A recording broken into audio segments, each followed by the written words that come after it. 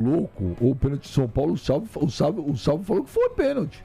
O Salvo falou que foi pênalti, a opinião dele, assim, ele... Não, a opinião do Salvo. Todo mundo discordou dele lá. Eu adoro ele, velho. Eu adoro o Salvo. Pô, o Salvo viajou, velho. A gente discordou dele. E ele foi seco, pênalti. Aonde? Ele defende a interpretação que os árbitros recebem. Pra mim, aquilo é um lance absolutamente normal.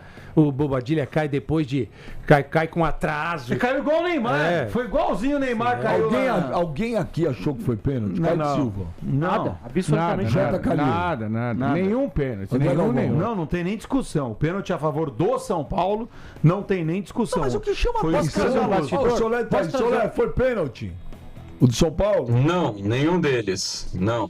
Posso trazer um bastidor desse lance? Vários. A Fabrini, ela foi ali pra lateral da área e o Maurício foi questioná-la. Claramente, eu vi pela leitura labial que eu fiz e também estava muito perto, a Fabrini fala, não fui eu que marquei.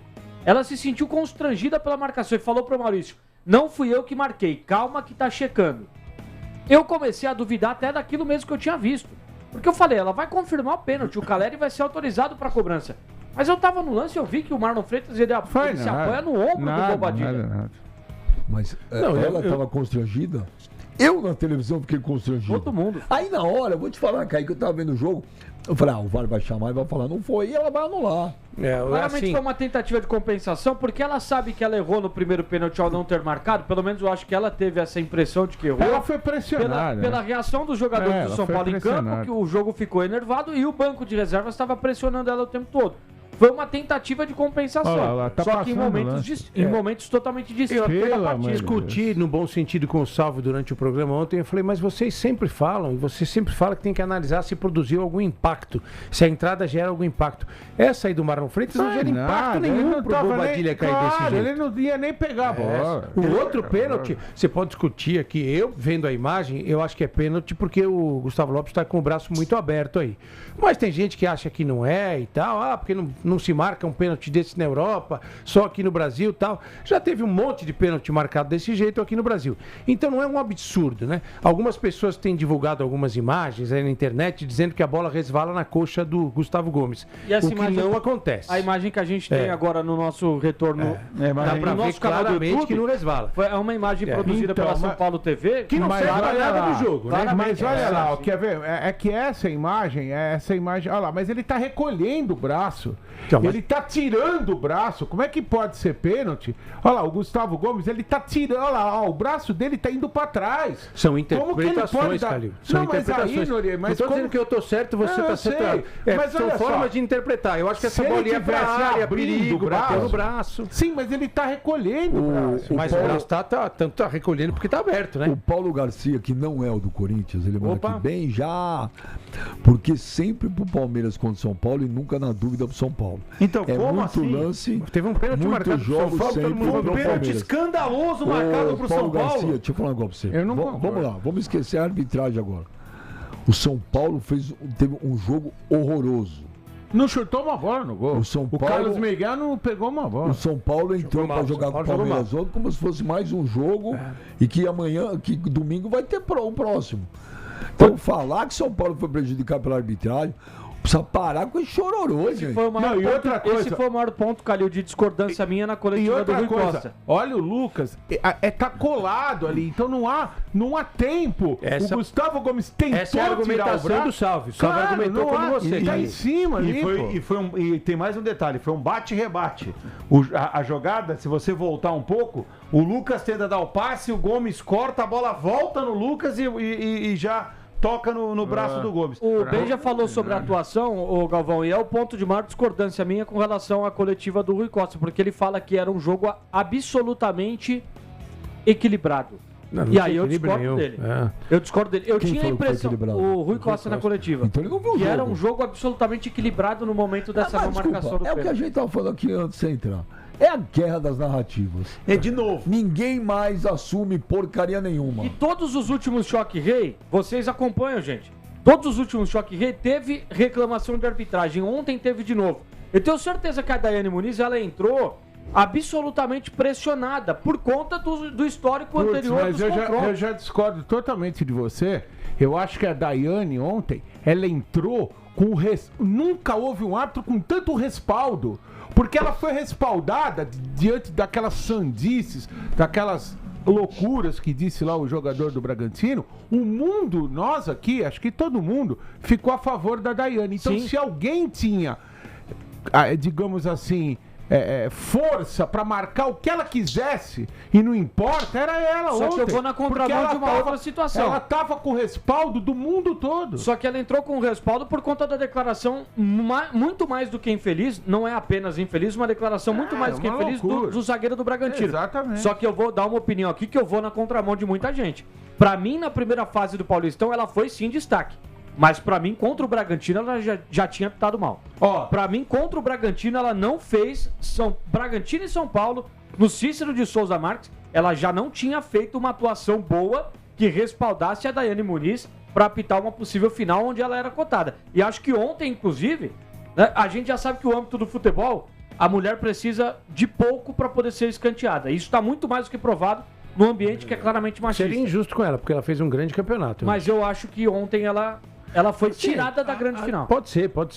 Acho que a final ela não teria chance. Eu acho que ela merecia uma final. Só que ontem, assim, você pode discutir erros. A gente vai ficar discutindo aqui se foi ou não foi pênalti e tal. Ela foi bem na primeira fase, né? Na primeira fase. Contra o Bragantino. Então, mas assim, o lance capital de Bragantino e São Paulo, pra mim, ela acerta. Eu também acho que ela acertou. Ela acertou na não marcação, de 2 pênaltis, no Lucas Ramon e no Juninho Capixaba. Mas ao longo do jogo... Porque ao longo do jogo, o árbitro ou a árbitra, no caso, tenta condicionar algumas situações. Cara, pra mim, ela foi muito mal. Agora, pra falar do São Paulo, Galvão, assim, pra não perder o fio da meada da questão, a gente discutiu, foi falado, Danielzinho não pode jogar o tempo inteiro e tal. A escolha do Crespo pelo Luan foi um desastre tático. Foi um desastre tático. E avisado, Nori, antes do jogo, hein? Nós avisamos, não é porque perdeu. Meu amigo o Emílio da Milé. Você conhece o Emílio? Não. Ele falou aqui, o que o Crespo inventou e tiraram o Danielzinho por o Luan parado há 3 anos. Vamos tentar explicar taticamente. Ele tentou explicar. Não precisava de um 5-5, porque o Palmeiras joga muito com ligação direta. Ele queria proteger a defesa. Ele não assistiu os últimos jogos do Palmeiras. O Palmeiras está mudando o jeito de jogar, gente. Quem viu o Palmeiras e Fluminense, ele viu o Palmeiras e Fluminense com atenção. E o que aconteceu no jogo ontem? O Palmeiras saiu tocando a bola da sua defesa até o campo de ataque do São Paulo. Seria uma das jogadas mais foi uma alteração, foi uma escalação cautelosa. Ele queria então, proteger a defesa. Será que ele é supersticioso e lembrou que o Luan fez o gol do título também. Em 2021? Falava, treinador tem dessas coisas. Tem vários treinadores que fazem isso aí. Um dos maiores que eu vi, que eu conheci, escrevi o livro dele, o Brandão, fazia isso direto. Falar, você vai entrar lá e vai fazer o gol. Às vezes dava certo. O Luxemburgo fazia isso. Ele falou mandava Basílio, trocar a cor da meia. Né? Ele falou pro Basílio. Falou pro Brasil, levanta aí que você vai fazer o gol. A escalação do Crespo definitivamente não deu certo. Agora, deixa eu só responder aqui. Tem a Jussara, ela tá falando no YouTube, né? Galvão e Noriega são clubistas. Olha, é impressionante isso. Por que a gente é clubista? Não. Eu falei que eu acho que foi pênalti do Gustavo Gomes. Aí eu tô sendo clubista pra um lado, aí quando eu falo que não foi pênalti, eu tô sendo clubista pro outro. Não, é impressionante. Se toca, meu, se toca. O Calil é santista declarado, o Beija é corintiano declarado e todos aqui estão concordando com a mesma coisa. Não, o pior, palestra. E o pior, você vê, tem o ouvinte aqui que tá me xingando o chat inteiro, o Jeff. A gente fala pra dar moral que ele quer que a gente fale o nome dele, né? Senão ele não dorme de noite. Então eu vou falar seu nome aqui, Jefferson Santana. Ele tá falando aqui, o Calil falou que não foi pênalti, mas até hoje ele tá chorando por uma cabeçada que o Neymar levou. Por que tem que ver com as calças? Opa! Isso aí foi outro jogo. Não tem nada a ver. Então por que eu reclamei que o Neymar levou uma cabeçada? Agora, eu tô falando, parceiro, que não foi pênalti nenhum pro São Paulo ontem, por uma simples razão. Porque não teve nenhum pênalti pro São Paulo. O dia que tiver, eu vou falar. Comigo funciona assim. O dia que tiver um pênalti escandaloso que não for marcado, você pode contar comigo que eu vou falar. Quando não é pênalti, eu falo que não é pênalti. O que houve... Pô, o que tem que ver o Santos com a história, cara? Nós estamos falando de São Paulo e Palmeiras, O que houve ontem... Eu fico doente, né, com isso aí, O Beija tá falando de guerra de narrativas. O que houve ontem foi uma tentativa de narrativa de falsa equivalência, né? O São Paulo tentou fazer... O que é falsa equivalência? O São Paulo tentou fazer com que ontem fosse igual foi no ano passado. Né? Sendo que é um absurdo comparar o que aconteceu ontem com o que aconteceu no ano passado, quando o São Paulo, de fato, foi prejudicado contra o Palmeiras. Os últimos 11 jogos, São Paulo e Palmeiras, o São Paulo não ganhou nenhum. Nenhum. Mas no ano passado foi mesmo prejudicado, foi um escândalo. Não, no dia do abate, Abel? No Campeonato Brasileiro. Tudo bem, mas aquilo lá já passou. Mas o São Paulo tentou isso ontem. Você não viu como o São Paulo tentou isso? Aconteceu um lance, o São Paulo só falava disso. Quando nós falamos que foi prejudicado, a nossa querida ouvinte não falou que a gente foi clubista. Aquele jogo pra mim foi pênalti pro São Paulo. Pô, foi muito pênalti. Nós falamos que foi pênalti. E depois E aí nós falamos que foi pênalti pro São Paulo, porque o ano passado foi pênalti pro São Paulo. E nós falamos que foi.